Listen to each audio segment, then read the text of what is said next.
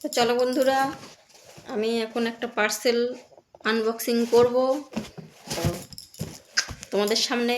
তো পার্সেলের ভেতরে কি আছে আমি জানি, তোমরা তো জানো না। তো তোমরা একটু দেখে নাও, দেখে বলো এটা কি আছে আর জিনিসটা কেমন হয়েছে।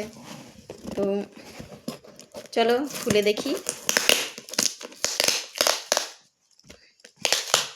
আমি রান্নাঘরের সব জিনিস মানে মিশোর থেকে অর্ডার করি, আর জামা কাপড় হলে ফ্লিপকার্ট থেকে অর্ডার করি। কারণ মিশোর রান্নাঘরের জিনিসগুলো ভালো আর ফ্লিপকার্টের সব কিছুই ভালো, মিশোর থেকে জামা কাপড় ভালো হয় না। আমি দেখেছি, কারণ এর আগেও আমি অর্ডার করেছি, তো জামা কাপড় ভালো হয় না। তাই রান্নাঘরে যত যা জিনিস আছে আমি সেগুলো সব মিশোর থেকেই অর্ডার করি, একটু দাম কম হয়। চলো দেখি।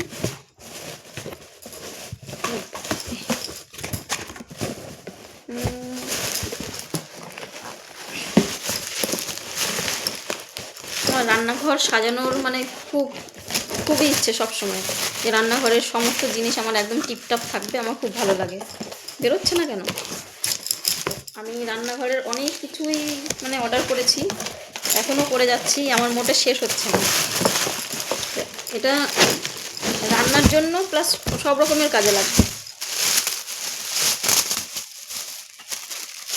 এই দেখো,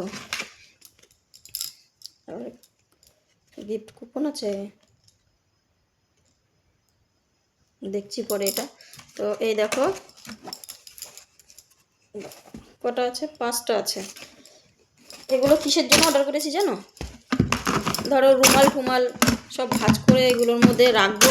রুমাল, তারপরে ছোটো ছোটো কিছু জিনিস যেমন খুঁজে পাওয়া যায় না সহজে, এদিক সেদিক রাখতে রাখতে জামা কাপড়ের ভিতরে ঢুকে যায়, খুঁজে পাওয়া যায় না। তাই এগুলো অর্ডার করেছি, এগুলোর মধ্যে ভাঁজ করে করে সুন্দর করে রাখবো। আর ওই রান্নাঘরে যে আমার তেলের বোতল আছে, তেলের বোতলগুলো এখানে মানে রাখতে পারবো, তাহলে কি দুমদম করে পড়ে যাবে না।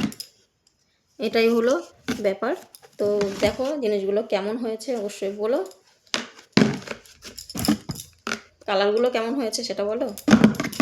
আনকমন কালার আমার এইসব, মানে যেগুলো লোকের ঘরে যেসব কালার থাকবে না সেই সব কালার আমার ভালো লাগে। সবার ঘরে যেগুলো আছে সেগুলো আমার ভালো লাগে না, কারণ সবাই যদি কমন জিনিস নেয় তাহলে কি করে হবে বলো।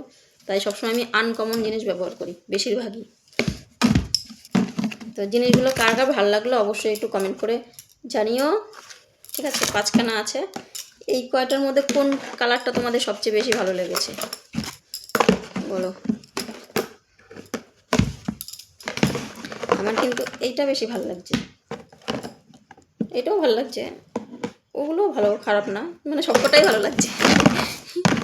ঠিক আছে, তোমাদের কাছে প্রশ্ন রইল যে কোনটা তোমাদের বেশি ভালো লাগছে। ঠিক আছে, তো এখনকার মতো টাটা বাই, সবাই ভালো থেকো।